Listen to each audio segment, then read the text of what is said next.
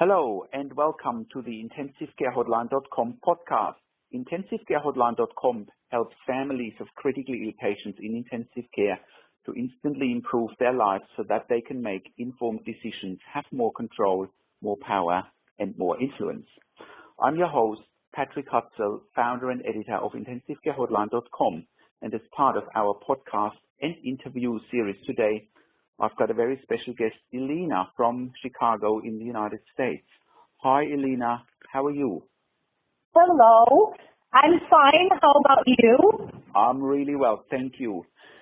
Thank you, Ileana, for coming on to this interview. I really appreciate it, and I really hope that our listeners can learn from your and your family's recent not so good experience in one of your hospitals.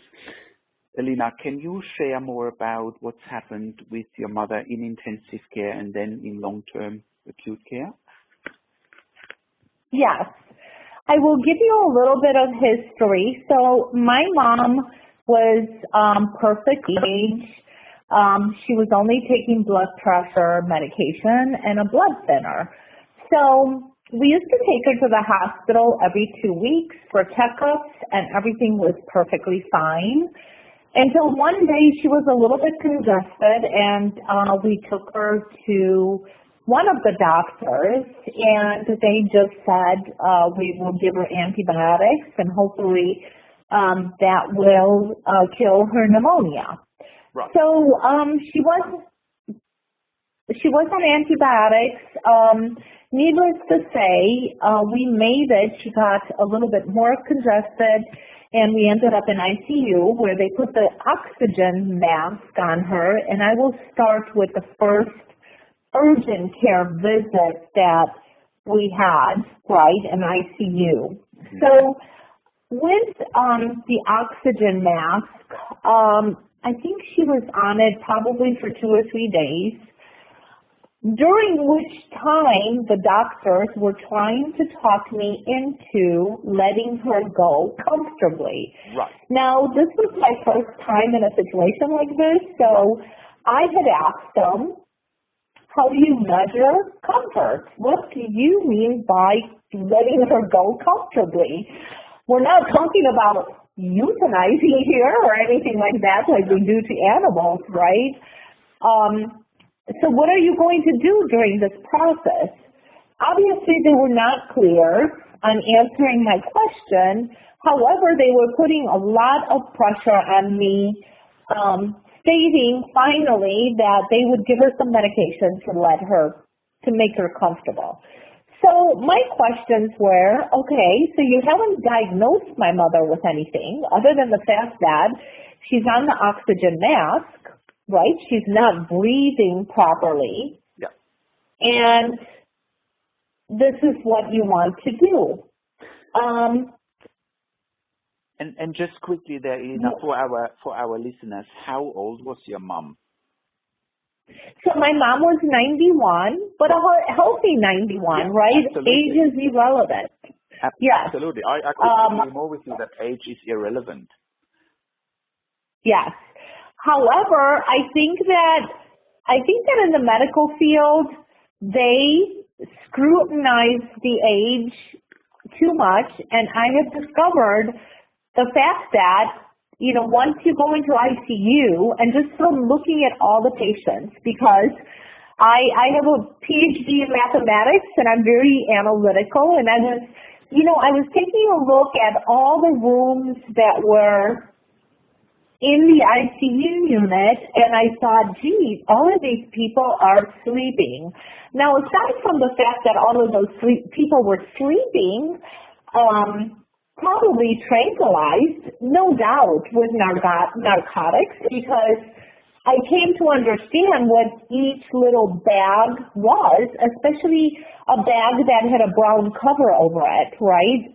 Not because it didn't like light or it wasn't good for that particular medication to have light. And I discovered in one instance with my mom that was an antibiotic, I think. Mm-hmm. It was a drip, obviously. Right. But all of these people did not have advocates. They did not have people that were visiting them. So they were just waiting there. Yes. That's very sad. Waiting there to die. Right. And that was in the ICU. That was in the ICU. So this particular ICU had a director and a couple of doctors that were coming and going. There were many residents that were probably in their 20s, 24, 25. What I was shocked about is the fact that these residents had the same exact phrase. If you would ask them a question that went beyond what they were taught to say, they didn't know how to answer that, or maybe they were not supposed to answer it. So I went to high school in a communist country. This was an educational in Bucharest at the time. It was, even though I was a U.S. citizen and I was very well respected, obviously, they had their processes and procedures and, things that some people had to say, right, because they couldn't give any information. So in this case, in ICU here, I felt like I'm in the same situation. So, for example, the resident would come to the room, hello. Well, we're making her comfortable. I said, please tell me how you're making her comfortable. And I will never forget this. And the resident said, well, there's medication. What medication? It's just a little bit of a pain reliever medication. So this is when I was at the beginning stage of my ICU experience. I said, please tell me exactly what the medication is. Well, later on, after digging into the system, logging into my mom's file and questioning the doctor and setting up a meeting with one of my friends who has a PhD in biology with the ICU director, I received the information. So they were giving my mom a heavy-duty narcotic, which was Dilaudid. I don't know how to pronounce it properly. If you can correct me, please. What was it? Dilaudid. Okay. Dilaudid. Doesn't ring a bell. It's a type of morphine. Oh, that's not, did you say antibiotic? That's morphine is an opiate. It's a not antibiotic, I'm sorry, a narcotic. A narcotic, a painkiller, an opiate. Right. Yes, it's a painkiller and opiate. Right. And can I just say on this, you mentioned a very important term in the beginning, Ileana, which I think we really need to elaborate on. You mentioned the term euthanasia. And I think we really need to pause there for a second, because I remember when you then first contacted me, that was one of the first things you said, that you felt like your mother was getting euthanized. Now, I do believe from experience that euthanasia is widespread in ICU. Now, for you coming in as, it sounds like that was your first experience. That must have been a complete shock, which I believe it was. And as I said, I can only stress that euthanasia is widespread in ICU. It's just being, quote unquote, sold differently to families to get them to agree to it. So that was obviously one of the first things. And I can attest to that because, go ahead. That was one of the first things you picked up, that you felt from day one. Your mom was meant to be euthanized. Correct. And you must absolutely. They were not looking in the root cause of the problem. I believe to this day that the root cause of the problem, that she had a little bit of fluid on her lungs because it was on the lower part of the lung to the left, and I have requested all the medical records, was due to the fact that her kidneys were not functioning. So they were talking about killing her, euthanizing her essentially, with opioids, right? Which is the same thing. They do that in the U.S. to animals all the time. It's an injection and that's it, right? This is a drip. Absolutely. Yes. And was your mother, at that point in time, was your mother still compos mentis? Was she still in a position to make her own decisions? She was in a position to make her own decision, meaning that her brain was not affected by all of this. I could not talk to her because they had her on this until I asked them to reduce that, and I had to put up a fight, a very big fight with them until they reduced and reduced and reduced, right, the dosage. And my mom would be able to open her eyes, and obviously she couldn't talk to me because of the fact that she had the oxygen mask. Then they intubated her. I'm not even sure if she required intubation because all of this happened so fast and I was learning so fast. And I engaged you because I would go home at night and I would Google all of this, like ICU help, because I was trying to figure out how am I going to deal with this because I know they're lying to me. So obviously it took me a while to find you and have the right approach. But by this time they ignored her kidney function. You know, she went septic because she had all of these infections. Not only that, but I had to fight the fact that, you know, I said, aren't you feeding her? Yeah. Oh, but if we put a G-tube in her, you know, that would be really bad. So everything was they were starving her on top of it. So they were talking me out of even feeding her. Finally, they decided to feed her. And on that particular day when they were supposed to do the surgery, her hemoglobin went down, obviously. Yeah. Not eating, not having nutrition, being stressed, being bedridden. So they did that. And at one point they stopped it. I asked them, why did you stop it? Well, because it's not being distributed properly, and we don't know whether she has a blockage, so they did an x-ray, no blockage. But really, when she got to the second hospital, because she went to Holy Family Medical Center, and I wouldn't send a rat there, honestly, right. Because they are not experts in weaning at all. But, I watched them do it. You were being told they are experts. Is that correct? Yes. I was being told they're very experienced and they're top. Well, if their inspections are the same as, let's say, my inspection of a doctor coming into the room, just looking at the patient, 2 seconds, and walking out and charging $300 for that time, can you imagine how much money that doctor is making for each patient they have? That is not weaning to me because they have no clue. They didn't even use a stethoscope. Right. And for clarification for our listeners, for those of you who don't know what we're talking about, your mom went from ICU to a long-term acute care facility.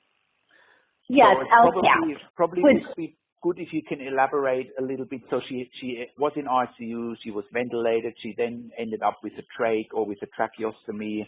She ended up with a trach, she ended up with a G-tube, and then they brainwashed me that the best thing would be for her to go to an LTAC, and I went back and forth. You know, I read ratings about it. I thought, I don't think an LTAC is good. Finally, they said, no, she should go into an LTAC because she would be weaned and then she can have therapy. So I was thinking, great, if they have therapy, you know, it's fantastic. So this is what happened in the ICU on 5/31/18. They, at this particular hospital, disconnected my mom from the ventilator, and we came in. This is before the ambulance was supposed to come and get her to take her to the LTAC. And they said, look at your mom, she's breathing on her own. Ha, ha, ha. My mom was breathing on her own for 4.5 hours that morning. Then they transported her to the LTAC. Now, I am still confused why they did that. Right. You know, what was the purpose of taking her off the ventilator, transporting her only with oxygen, and she gets to the LTAC facility. They put her in ICU, stating that, oh, she was disconnected. Well, of course, my mom was in panic mode. You know, she didn't know where she was transported. Right. Yep. So unnecessary stress. But let me ask you this. One thing that we're finding, and I don't know how it unfolded in your situation. One thing that we're finding is, especially in the United States, when people are having a tracheostomy, they get pushed out of ICU very quickly. Can you elaborate on the time frames between having a trach and then being pushed into LTAC? Because from our experience, that happens very quickly. And number two, patients and families often don't know that it's happening. It's sort of almost mentioned in the last few days after the tracheostomy has been done. People are being told, oh, now it's time to go to LTAC, and they don't even know what's happening. Can you elaborate a little bit on, you know, how did that happen? Tracheostomy, how much time was from the time the tracheostomy was done, then going into LTAC? So the tracheostomy was done on 5. I'm looking at the charts here because I have it in front of me. Right. It was done on 5/17. And she was taken to the LTAC on 5/31. Right. So a couple weeks. Okay, that's not too bad. Yes. Actually. That's actually longer than what I've seen with other clients. It's often within a 48, Yes. 72-hour window. Okay, that's actually not too bad. Did you feel pushed at No, the but time? they were trying to do it sooner. However, they were trying to do it sooner. On 5/21, they did the GPEG, right? And they discovered that, oh, there may be a blockage, her hemoglobin went down. So the only reason she was not taken sooner was because they gave her blood, you know, things like that. I see. So she wasn't quite ready because she needed that intensive treatment that they couldn't provide in LTAC. That was the reason. Which then again beckons the question, was she ready to go into LTAC in the first place, or was she just being pushed out because they needed the beds? So I think that she was being pushed out because they didn't want to deal with it any longer. There was another patient, because I asked them, I said, why are you pushing us to an LTAC? What is your relationship to the LTAC? And they said, oh, no, she can stay here however long. But then at the same time, they were pushing her out. Now, there was a lady that was much younger, in her 50s, that was critically ill in the room next door to her that had cancer, and she was intubated with a tracheostomy and so on, in really, really bad shape. And her husband did not allow them to transfer her. Good. So I'm thinking I should have done the same thing. Because I think the LTAC is just a speedy way of euthanizing people, basically. Very much so. And if you had contacted me at the time when the tracheostomy was happening, I would have definitely advised you to keep your mother. And I should have. Unfortunately, I found you afterwards. Yes. Sure. I totally agree. You know, I agree. We know from experience, LTAC is just not designed to look after ventilated patients. But here is where it also gets interesting, and we come to that a bit later. I remember then in the latter stages of when when I was consulting you, it looked to me like they didn't have the experience nor the equipment to safely look after your mum, who was in such a critical condition. Right. I mean, the last few days of your mum's life, to me, from what you've shared with me at the time, seemed to be like a disaster, really. I mean, can you elaborate on what what happened then in the end, and how that made you feel? And So it was a total disaster. I just wanted to ask you one thing. Okay. It states here, esophagus, T, hydroid, larynx, trachea, and lymphatic system on 529. Is that the actual tracheostomy that they did? can you read that out again, please? It says ANES, esophagus. So I would I would imagine anesthesia for the esophagus. Right. Yep. T, hydroid, larynx, trachea, and lymphatic system. So I think, because the charge is 1675, so that's got to be. So the tracheostomy they did on 529, and she was taken to the LTAC on 531. Right. So I guess. Right. So it was only a couple of days, really. So it was only a couple of days, correct? Right. Sorry. So I wanted to correct that because I'm seeing. Yeah. No. Which confirms what we're seeing with other clients. You know, they often come to us and they say, "Hey, my love, they want to do a tracheostomy on my loved one. Should we consenting to that or not?" My response really is, it depends. If all efforts have been maximized to get the breathing tube removed and they're still failing, yes, the tracheostomy has the time and the place. However, then the next step often is that patients get sent to an LTAC because of the tracheostomy and they're not ready. The only place where people can be weaned off the ventilator safely is ICU or intensive care at home, right? LTACs are just not geared up for that. And I could see that because in a hospital environment, that's where she got all the infections, right? Aside from the fact that so then they stopped the feeding, right, at the LTAC, and I questioned that, and they said, well, it's leaking. So I said, it's leaking where? It's leaking in the tissues. And I said, isn't that abnormal? No, it's normal. That's what the GI doctor told me, that it is normal for food to go into the tissues. So she had a bacteria in her stomach. She had a bacteria by the catheter. She had all kinds of bacteria from the trach, right, as well. And basically she went septic. So then they told me, oh, your mom went septic. Okay, so my mom went septic, but you ignored the dialysis because the doctor laughed in my face. Oh, we don't do dialysis on a 91-year-old, right? I think I told you that I got into it with a kidney doctor, and then by the time I changed the kidney doctor to a different practice, it was obviously too late. So I think there's a lot of neglect here. There are a lot of questions that need to be answered.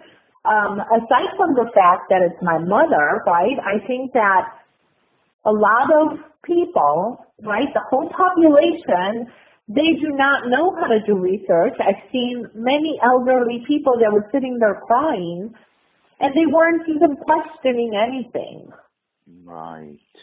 So unless you have somebody like you as a consultant, right, just like they hire consultants in my field in information technology, we've come to the point where we need to hire consultants for the medical field so that we can fight for our rights, for our health, and what these doctors are doing. Yeah, absolutely. And the reality is the system is flawed. It's all about money and beds and, how can we shift patients around? It's about personal views, because some doctors might think, oh, well, your mother is 91, she's probably coming towards her end of life. For them, your mom is just a number. They wouldn't know that your mom was perfectly healthy up until the day of hospital admission. She probably had a good quality of life. They're just looking at the number. Your mom is 91. She's probably dying. And they made up their mind. Yeah. They don't know. And they didn't want to deal with it. I think honestly, I truly think they do the same thing with younger people. I would be afraid to go in an ICU environment, and I hope I never have to, because the first thing they're going to give you that narcotic, opium, whatever, because they have to make money for the pharmaceutical companies. Yep. And if you look in every magazine, there's an ad about bipolar, depression, some kind of opioid that somebody has to take sometime. There's so much brainwashing on TV. Every commercial has anything and everything about medications. The doctors are brainwashed the same way, and I had to fight with this Dr. Gupta, in the LTAC to tell him, what do you have my mother on? Because they had her on a patch of baclofen. Yep. And my friend is an oncologist at Rush Medical Center, and I was running all this information by her, and she said, that's too high of a dosage for your mom. Her mom is little. So I had to fight with him to reduce the dosage from 50, whatever, to 10 so that I can talk to my mom.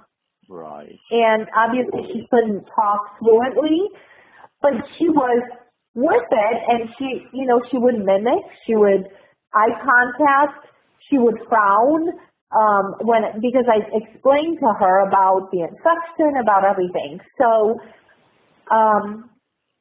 basically, aside from the ignorance that on the death certificate, he wrote that my mom has dementia. Now, my mom speaks another language. She actually speaks 2 languages. Right. I talked to her in another language. So in my letter to this stupid doctor, I said, do you speak Romanian? Because, unless you talk to my mom in that language, you can't really tell whether she's demented or not. Absolutely. So for example, it's not only that.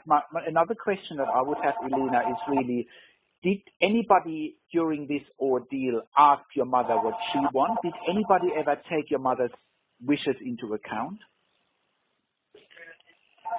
I'm sorry, I have to close this phone. Okay. Did anybody ask me? I'm sorry. No, did anybody ask your mother throughout her stay in hospital what her wishes are? No, they did not ask her. They did not bring a translator, right, which they could have done. They could care less. Every hospital has the option of getting a translator, let's say, if they were dissatisfied with the fact that, she didn't want to speak to them fluently. But with a trach, you really cannot talk, right? Absolutely. So I'd like to know how he thought that she's demented, because he got her as a patient with a trach, So it's really appalling. And if we have to believe in these entities, I don't think so. Just because they're doctors, no. Yeah. That's very, very scary what you've experienced there. It's very scary, yeah. It's very scary. It's not an unusual situation because, as you know, we're dealing with those situations every day of the week, really, where people come to us in similar situations, and it's really scary what people experience, you basically almost witness the death of your mother and feeling helpless. I did. Right. Actually, I did, yes. Not knowing where to go to, not knowing what are your rights, how can you stop this from happening. What I also realized, especially in the last few days when your mother was on vasopressors for low blood pressure, what I also noticed... Oh, my goodness, yes. Right. What I do remember at the time was normally when patients are on vasopressors, they need to have an arterial line in to measure blood pressure continuously, and that didn't happen, which to me is medical malpractice. It is. That is medical malpractice, and that to me is absolutely scary that these things are happening in hospitals that consider themselves, top class hospitals, and it's medical malpractice. And, unless you're talking to somebody like myself, you wouldn't even know what's being required when patients are on vasopressors. They can tell you all sorts of things. They don't even have to tell you what's best practice or what's required. They just get on with it. It sounds to me like you even had difficulties talking to the doctors even in the last few days. Is that correct? Oh, in the last few days, they were all happy she was dying, definitely, because we set up a meeting on the day that she died with the hospital staff, and they were all, I would say, frozen. They could care less, especially the hospital director. I think he was concerned that I would take legal action, which, unfortunately, they have a way to destroy evidence or hide evidence, or they have an explanation for everything. However, from my letters, regardless of whether I can get an attorney to take the case or not, it's even for free because it's not a financial thing. It's a principle thing. It's a safety thing for the population. Right. I will write about this. Right. So, and the medication that was the opiate receptor was DILAUDID. Oh, Dilaudid. Oh, yeah. Sure. Mm-hmm. That's what they had her on at Glenbrook Hospital. How can you have somebody that's trying to breathe, right, gain their capacity for breathing, right, gain their lung capacity? How can you put them on such a medication, because that kills their the main side effect of Dilaudid is respiratory depression. It basically inhibits the efforts to breathe, which again confirms what your suspicion was from day one, that your mother was being euthanized. Right. Yes. And I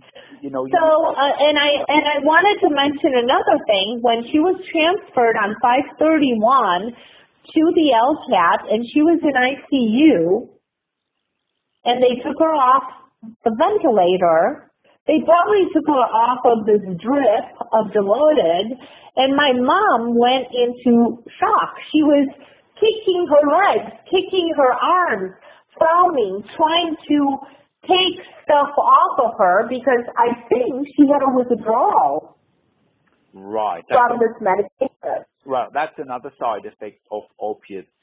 It does, people do get addicted to it. And if she was on it for a period of time, and if they stopped it for whatever reason, she might have gone into withdrawal, absolutely.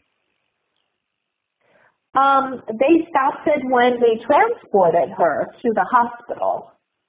So they probably stopped it the night before, I'm thinking. So that's like 12 hours. But I will get the times because they're going to have to produce all of this information no matter what to me. Right. And yeah. Didn't you say you've got access to the medical records already? Yes, I do, but not at the LTAC. So you've only got ICU at the moment. ICU, yes, at the moment, correct. Right, but you will get access to the medical records in the LTAC too. Under the Freedom of Information Act, and you as the medical power of attorney, you have every right to access the medical records. So there shouldn't be anything you should be worried about. If you request the medical records, they need to issue them to you.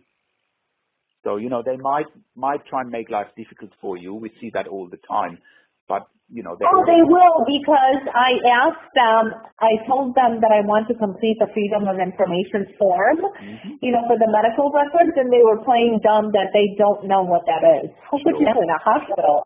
That's even insulting, right, for anybody. But people, the population, the citizen, right, of this country, they have no clue that they have these rights. Absolutely. And it's not only, obviously you are in the United States, but I talk to people all over the world every day. It's very similar in other countries too, whether it's in the United Kingdom or in Australia, New Zealand, Ireland, South Africa, most English-speaking countries. Unfortunately, it seems to be the same everywhere. I do believe there's a real epidemic of patients being euthanized to save money, to free up beds, to also almost claim the territory of what's being considered, quote unquote, worthwhile to live.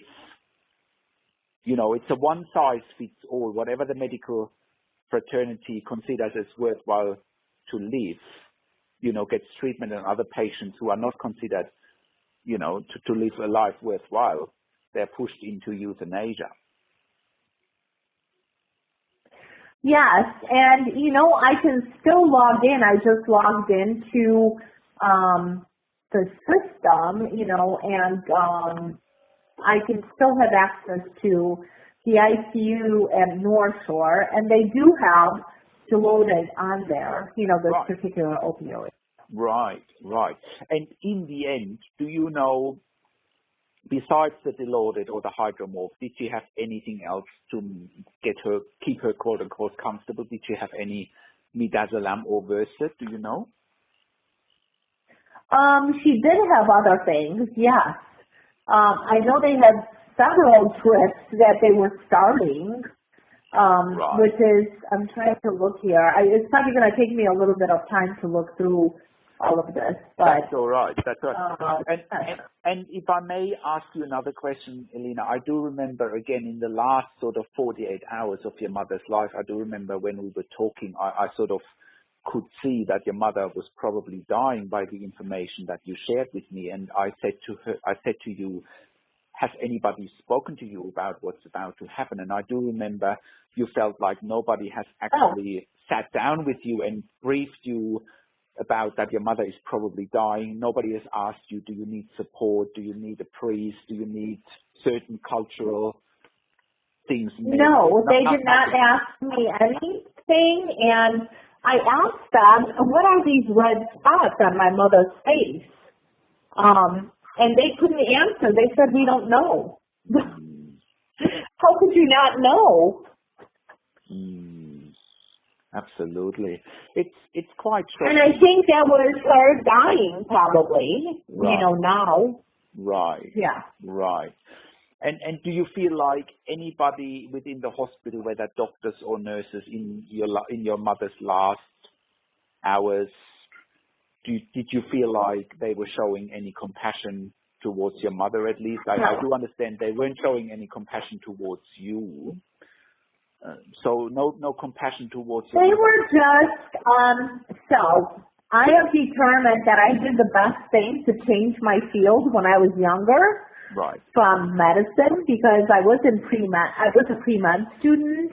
Right. These nurses, I can't even tell you how disturbed I am by the fact that they have to work in an environment like this. Right. Where they're not compassionate, they just do a job. They just slip the IVs, take the temperature, give, the trach patients, they give them nebulizer, whatever they do. They pull the plug, insert something else, they walk away, make a note in the computer. How could that be? That is the highlight of superficial practice of medicine, right? Right. Because it was like an automated, and if you were asking them questions, you would be disturbing them. And this was in ICU in North Shore as well as at LTAC. And to tell you the truth, I am shocked at the fact that we as human beings are subject to these people, right, that I don't believe practice medicine the way it should be practiced. And I'm not saying that it's everybody, right? Sure. Because there are good doctors. Yep. I know Yep. one, my cousin, he's a surgeon, he's in Europe, He's very dedicated to his patients, and he loves what he does. I have not found that with one doctor here. And I'm not exaggerating because I wish I could say something, more positive. But there was one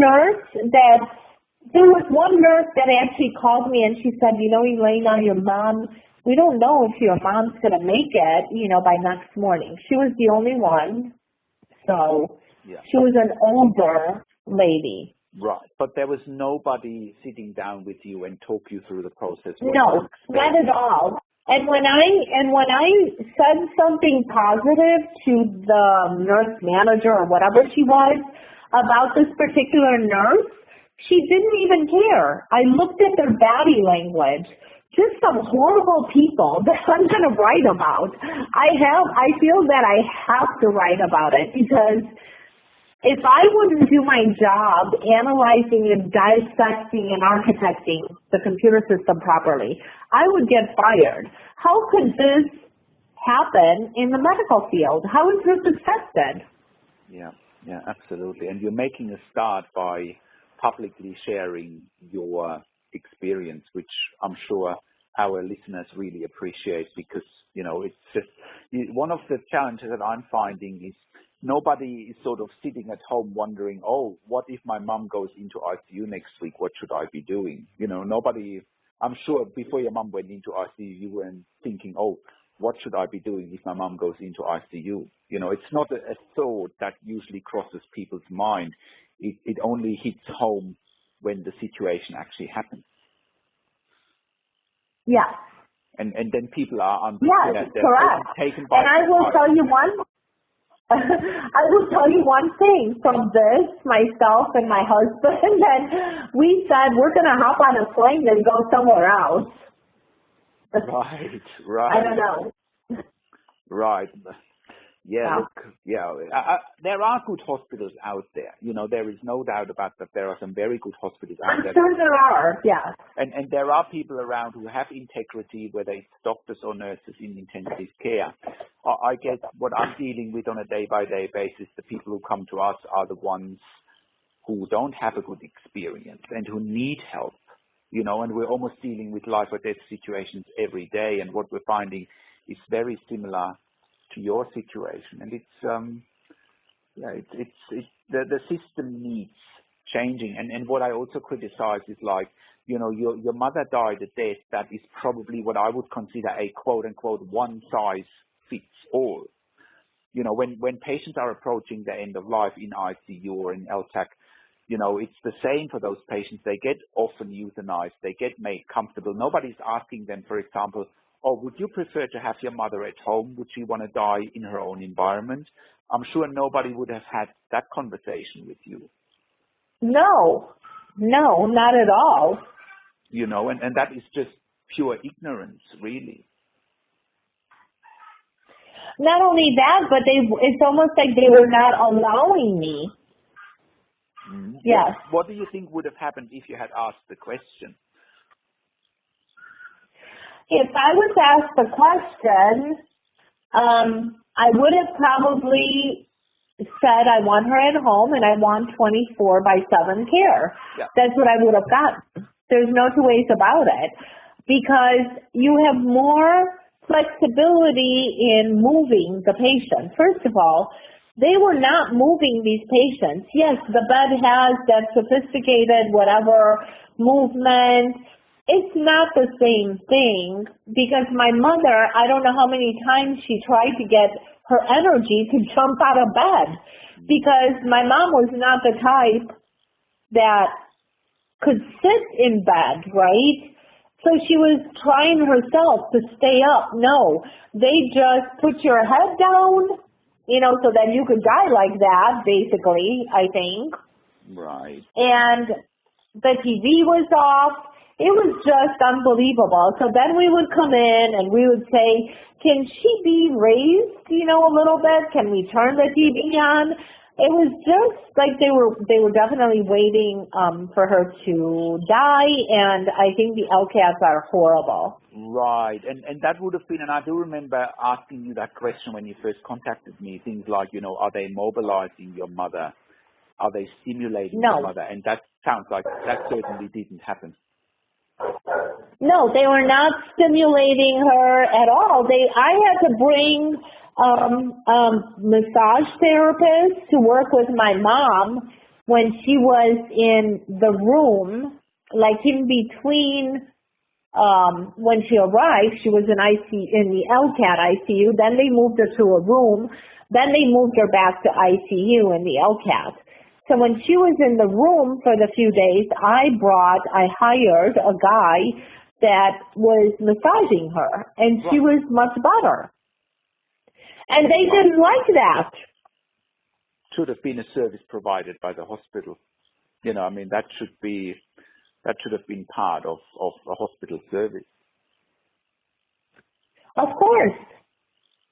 If you claim to be an LTAC, weaning patients, you better do therapy, right? That's what you're about. You don't give me an excuse that, but we can't give therapy to your mom because she's not ready to be weaned. Well, how is she going to be weaned if she's bedridden, immobile, and all the fluid buildup is happening? Right. And it's appalling. It is appalling. They don't know what they're doing. They're just saying things. In hindsight, Ileana, hindsight is a great thing. What would be your summary and your recommendation for other families who are in a similar situation? So for other families that are in a similar situation, I think that they better get all the specialists engaged in the beginning of the process, and especially if they're engaged with their mother, brother, father, whatever it is, from start, right? Because there were patients there that did not have family attending. So they were at God's mercy, and nobody's mercy, I think, basically. So I think that they better get all the specialists engaged, and I think that it would be good for them to hire a consultant like you because you would know how to ask the right questions from the start.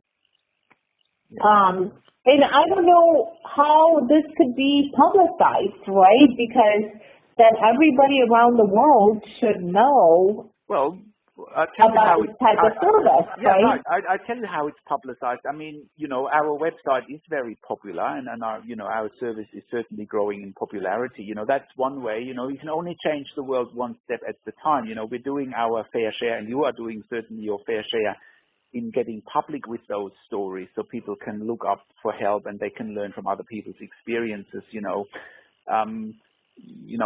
I said, in order to change the world, you've got to start with the first step, and we're certainly doing our part, but it's difficult. As I said before, nobody's sitting at home thinking, what should I be doing if mom or dad or my husband or my wife is going into ICU next week?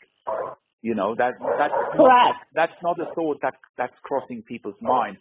What can happen going forward, people need to be more proactive around advanced care directives. Yes. Right. I agree. Right. Advanced care directives are the way forward. But then advanced care directives are also confrontational because people have to face their own mortality.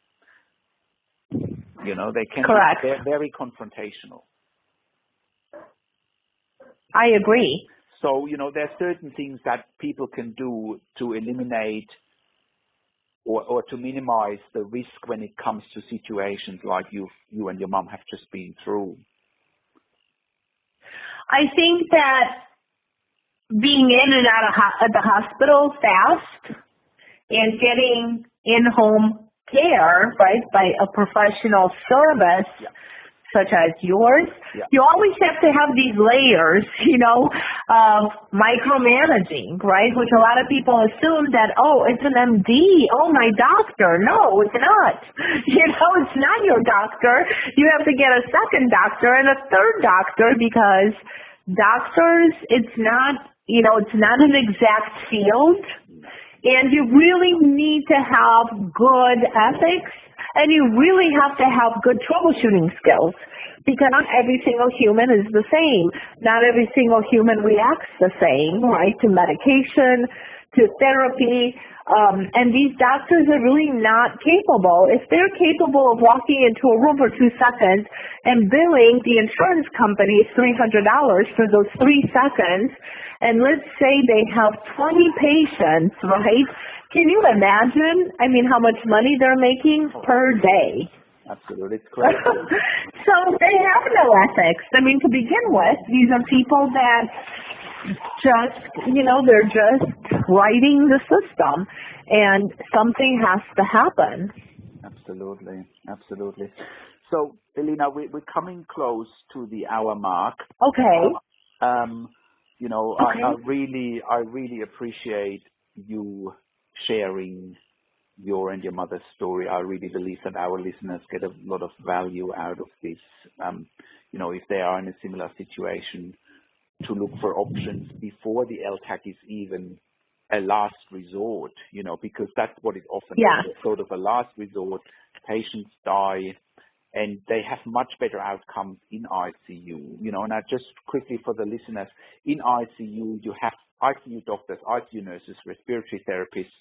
In LTAC, you have nurses that are not ICU trained most of the time. You have one doctor for 30 patients. You have 5 nursing staff for 30 patients. So the ratio is just not the same. The skills and the expertise are not the same. So if you are in a situation... No, and not only that, what they do is they hire consultants. So they hire practices from all over, let's say, the Chicago area, for example, right, that pop in. They just pop in. So they don't actually work at the hospital. They pop in on a consulting basis. Oh, I see. So that's appalling. I see. So they don't have regular staff. So the level of engagement then is really low. Very low. And the nurses, the nurses that are there, or even their ICU, because they claim that they have an ICU, it's not the same. It's really not an ICU. No. Even though they can give vasopressors, right? Like you said, they were capable of giving my mom vasopressors, like 5 of them, but they didn't have, they didn't have the monitoring. And you had a term. They didn't have the monitoring. They didn't have the monitoring, which is shocking. It's very unsafe. It's, people could... So what I saw them doing is, because the doctor came in, they said, this doctor pops in right out of nowhere one night when I was there, and he said, add the fifth one, and be aggressive. Push the button. And I thought to myself, what the hell are they doing? If the other ones are not working, the blood pressure is not going up, right? Her blood pressure was not going up.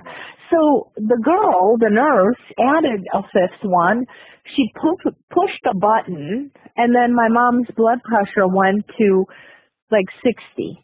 Right. So I didn't understand the system. I don't understand exactly how they are how are they monitoring these vasopressors? Yeah, so they're monitoring them with an arterial line, right? An arterial line is a catheter inserted in the artery, either in the wrist or in the groin, sometimes in the elbow. And that's where you can transfuse the blood pressure consistently. And you should never give vasopressors or inotropes without an arterial line. It's unsafe.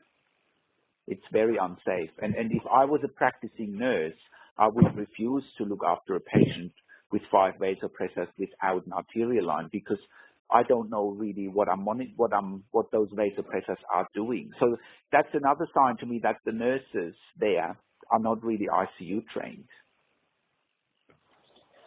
No, all they do is just add this vasopressor hooked up to this little monitor, which I took a picture of, and it says, oh, this one can only do 12, this one can only do 5, this one can only do 9. I thought, what the hell are you talking about? Like, what are you doing pumping all this stuff? Yeah. Like, all together, unmanaged. Right. So wouldn't that damage everything even more? Vasopressors in have my side mouth? effects. Oh yeah, vasopressors have significant side effects. They can cause necrosis in the fingers or in the toes if they're given at high doses, especially norepinephrine, epinephrine. They can cause necrosis in the fingers or in the toes as well as in the skin. So my mom's fingers she had the palm and her fingers, and they didn't even cut her nails, like digging into her skin. So what I did is I forced my mom's palm to open so I could put a towel in between. They did not even do that. Right. That's really, really disappointing. So, Ileana, look, I think it's been really an absolute delight that you've come on to our podcast and shared this, really sad story. But, again, I think it's of extreme value for anybody listening to this interview, and they can certainly, learn from this and prevent things happening like they happened to your mom. And again, I really appreciate. And I do have pictures if you need those as well. If you want to, we can when we publish the podcast, we can add on pictures if you like, for sure. Okay, Sounds Ileana. good. I really appreciate your time, and the interview will go out in the next week or so, and I'll be in contact. Okay. Thank you very much. Thank you once again, Ileana. Have a good night. Thank you. You do the same. Thank you. Bye-bye. Bye. Bye-bye.